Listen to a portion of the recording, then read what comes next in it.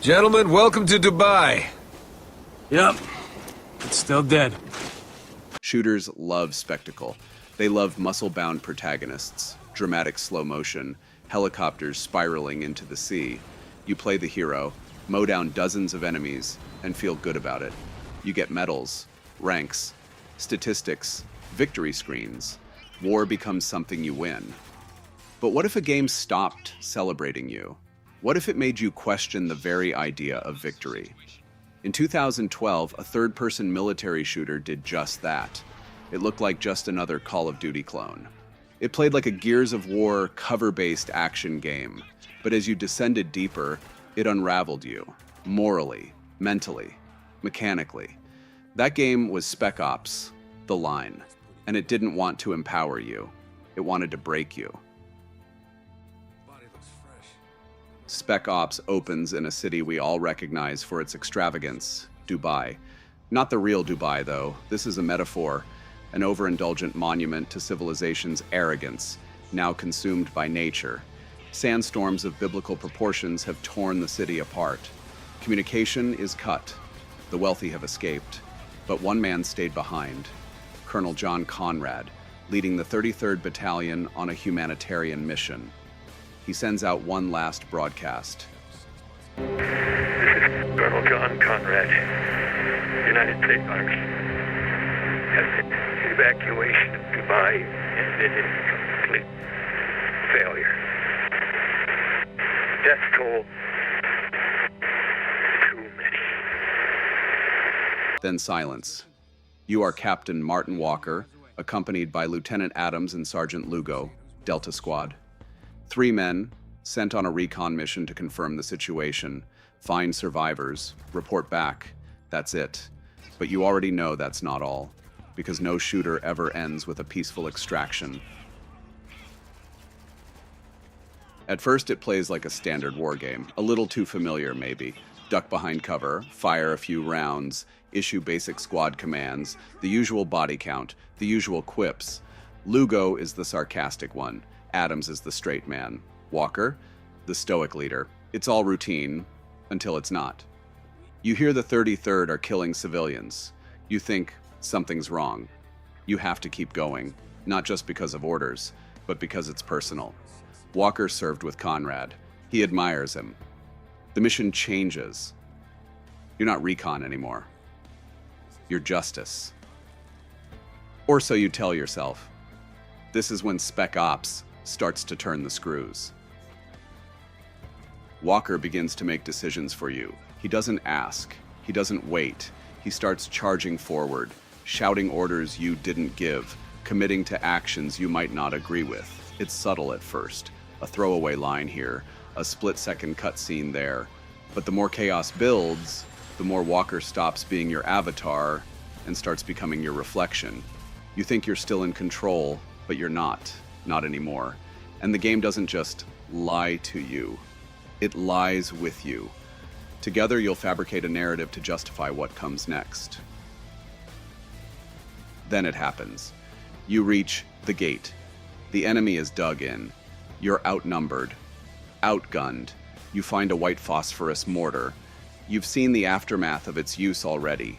Burned soldiers clawing at their own skin. You hesitate. Right?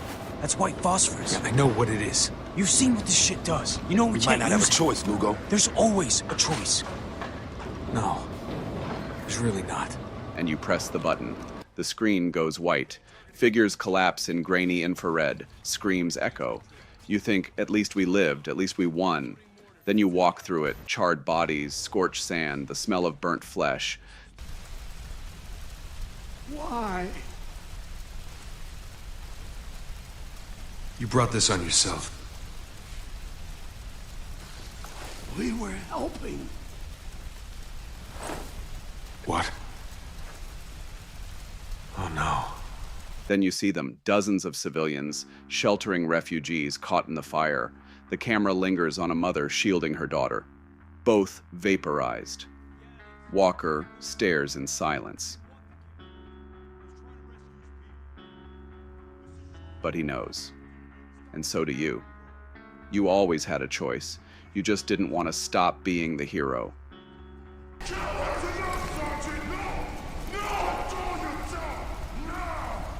We need to keep moving. After that, something changes. Walker starts to unravel. His voice shifts, hoarse, bitter, angry. He stops calling enemies hostiles. He calls them savages. He kills wounded soldiers who surrender. He tortures. He executes. He screams orders at Adams and Lugo, who grow more fearful with each mission. He says it's all necessary. He's doing this for Conrad, for the people, for America. But really, he's doing it because he can't stand to think it was all meaningless, that he caused all this for nothing. Eventually, the squad can't hold together. Lugo is killed by an angry mob, locals who see you not as liberators, but monsters. Walker doesn't mourn. He rages. He fires into the crowd. You're forced to decide, kill civilians, or stand there and take the rocks. Adams dies next, in a last stand, defending a broken man. By the time you reach Conrad's tower, you're alone. Not just physically, but existentially. You don't even know why you're still going. When Walker reaches Conrad, he finally finds what he's been searching for. The villain, the mastermind, the one who started this. But Conrad's been dead for a long time. The voice you've been hearing, a projection. The choices you've been given, lies. Conrad was never controlling this. You were. Every atrocity, every necessary evil was born from your need to justify the mission, to create an enemy, to preserve your self-image. Conrad says, you needed someone to blame, so you made me. And the game asks the one question you can't answer. Why are you still here? You get a choice. Put the gun to your head, or shoot the illusion of Conrad. If you kill yourself, you accept it. You finally take responsibility. If you live, you face one last battle. US forces arrive to rescue you. If you open fire on them, you die in a blaze of violence. If you drop your gun, they ask, who are you? And Walker answers, just a guy who had a bad day. He's not a soldier anymore, not a savior. He's a man whose story consumed him. Spec Ops pretends to be a generic military shooter, but that's a trap. The clunky cover system, the brown and gray palette, the familiar voice acting, it's all bait. It wants you comfortable. It wants you numb, because then, when the horror hits, you can't claim ignorance. You walked willingly into hell because you thought it was going to be fun. Spec Ops breaks the fourth wall again and again. Menus change, title cards taunt you. The loading screens stop offering hints and start offering judgment. You are still a good person. This is all your fault. Do you feel like a hero yet? This isn't subversion for its own sake. It's a direct confrontation. Games teach us that violence is justified if it serves the narrative. Spec Ops teaches us that the narrative was broken from the start. It's easy to see Spec Ops as just a game, but it's more than that. It's a digital retelling of Heart of Darkness, a psychological apocalypse now for the modern player.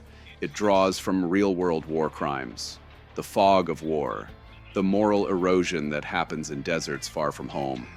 It reflects back on post-9/11 militarism. It asks, when you drop bombs for democracy, what do you leave behind? Spec Ops didn't sell well. It didn't spawn sequels. Even its creators, Yager, have said they won't revisit it. And maybe that's the point. It wasn't made to be a franchise. It was made to be a statement, a singular cry in a genre obsessed with noise. A game that says, stop pretending war is a game. You came to Dubai to be a hero. You left something else. You crossed a line, maybe a dozen lines, and the game never lets you forget. Because at the end, there is no reward. Only the question, do you feel like a hero yet? What did you think of Spec Ops, the line? Did it change the way you see war games, or was it just another shooter with a twist? Drop your thoughts in the comments, let's talk. And if this breakdown made you see the game in a new light, hit that like button, subscribe for more deep dives, and, as always, thanks for watching. Gentlemen, welcome to Dubai.